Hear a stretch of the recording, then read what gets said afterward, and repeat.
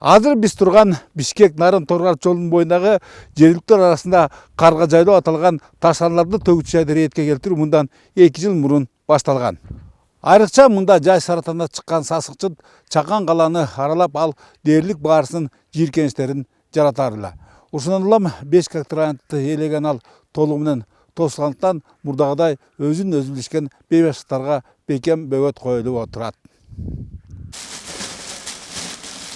Кичи мекенин тазалыгын камсыз кылууга Нарын шаарынын тургуну Айбек Асаналиев да аздыр көптүр өз салымын кошууда. Дегенибиз ал желим буюмдарын, баштыктарын жана бөтөлкөлөрүн таңгактоочу жабдуусун орнотуп, таштандыларды кайра иштетүүнүн алгачкы чыйырын салды.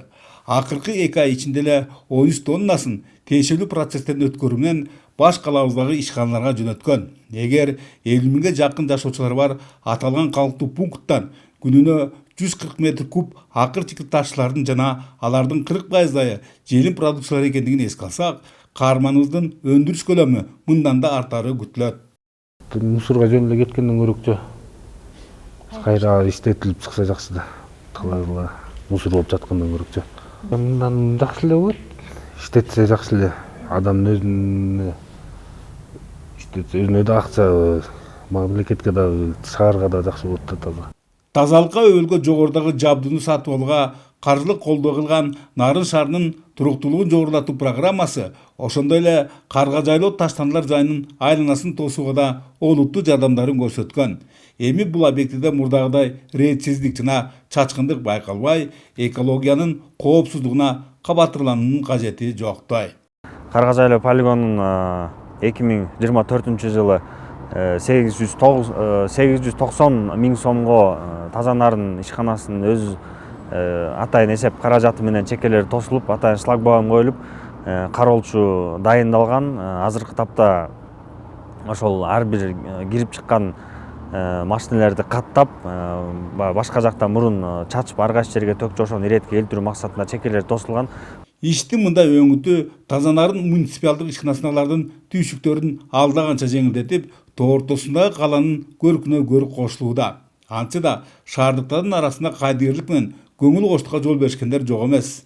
Алардын табиятка таш боордугу бүгүнкү ызгар кышта өзгөчө билинүүдө.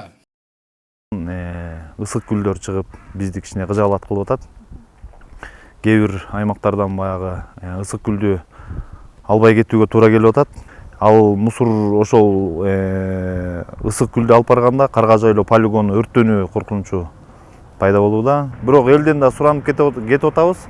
Ысык күлдү үйдөн мустатып, мешокторго салып коюп койсоңуздар алып кетебиз депчи. Негизи акырчкилерден ойдогудай тазалануу үчүн таштандыларды кайра иштетүүчү ишкананы ачуу күн тартибиндеги башкы маселе.